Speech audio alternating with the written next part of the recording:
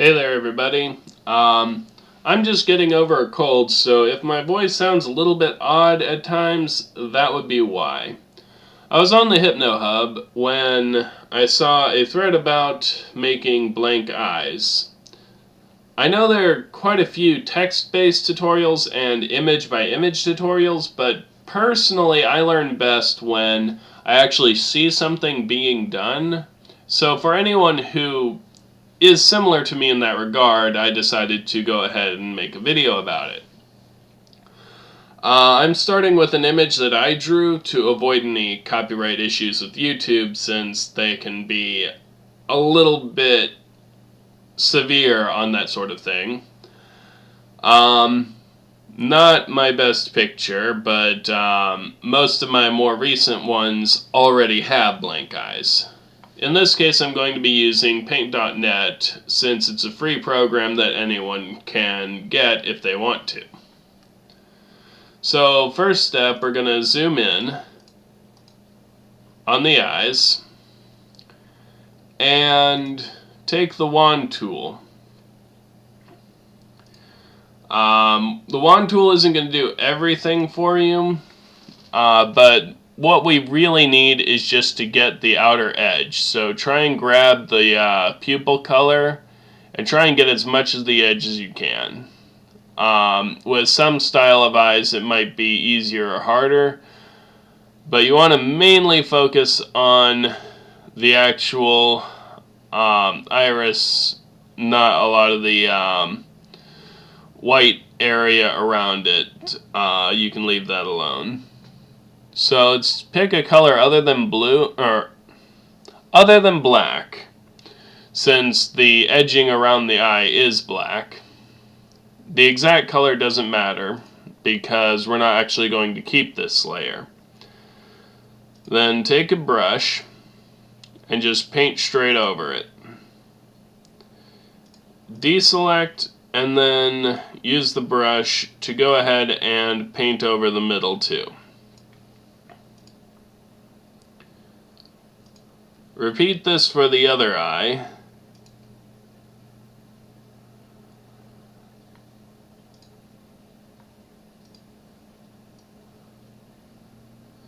And get the center.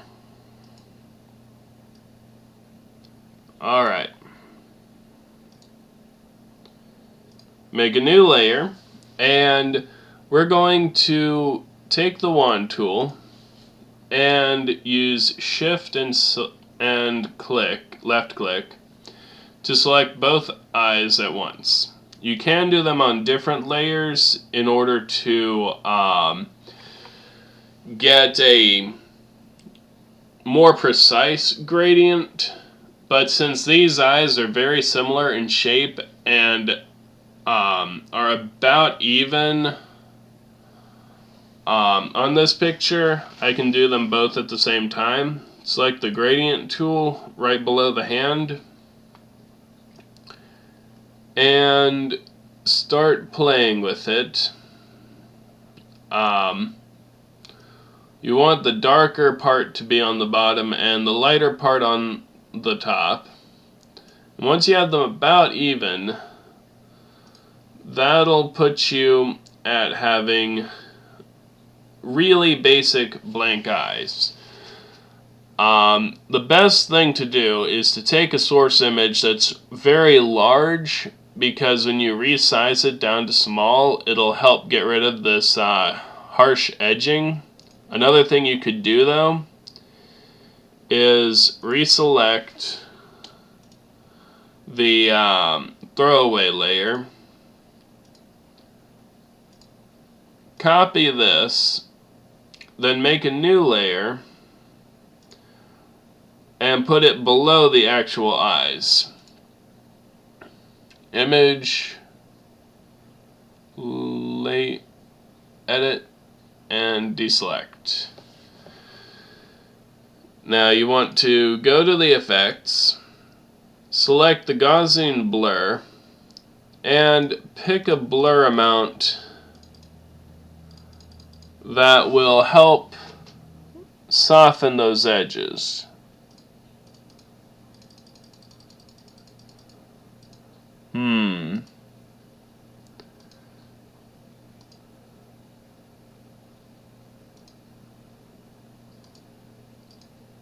Oh, I forgot to paste. There we go. Sorry about that. Paste it in, deselect, and then take the Gaussian blur.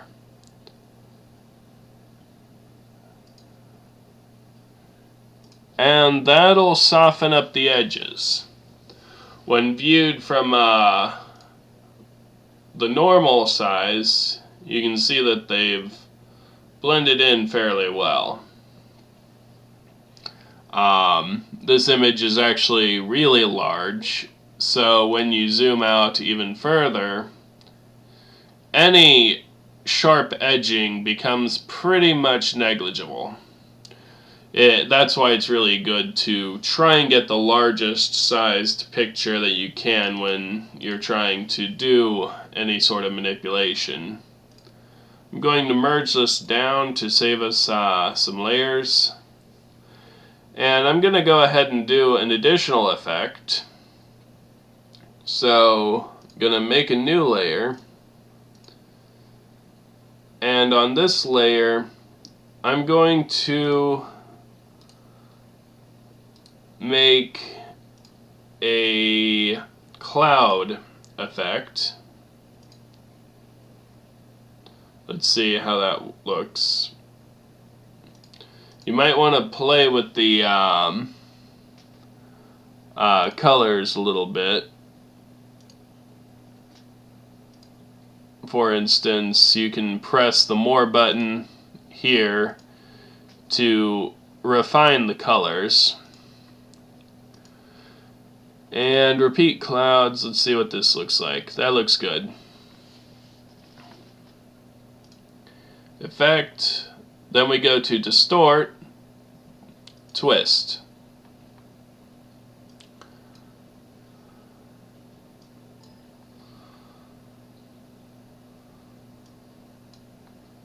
And press OK. This is going to give us a spiral. It's actually a little bit below the screen right now. So we'll take the Move tool, bring that spiral up here.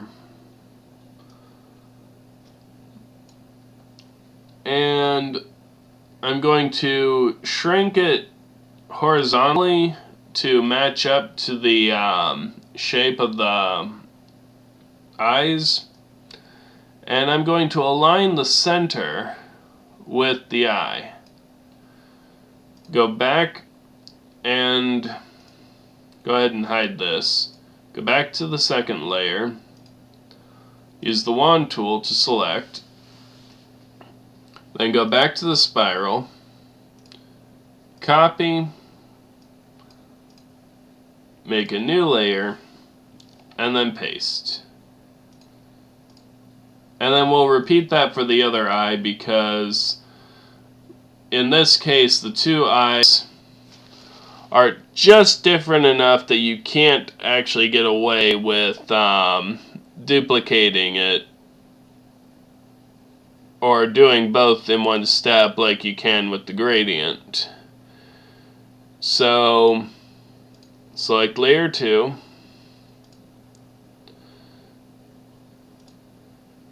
Copy, go back to the spiral, actually copy,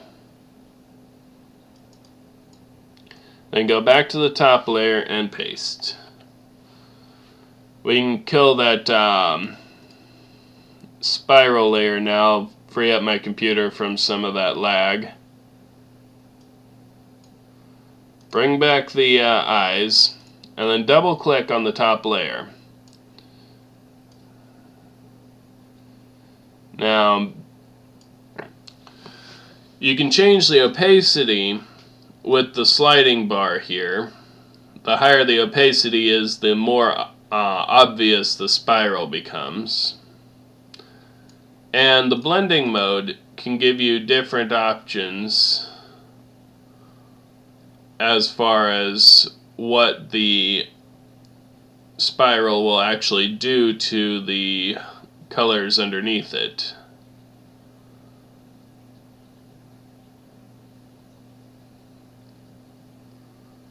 So I'm going to go ahead and select multiply and give it just a soft little bit. Deselect, and there we have a little bit of a blank eye. It actually doesn't look very blank right now. I think I might have to reduce the spiral just a little bit more to let the light part come through.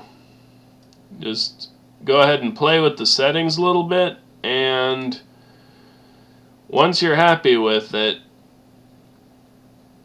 you pretty much got it done. So that's about it for this tutorial, and I'll see you all next time.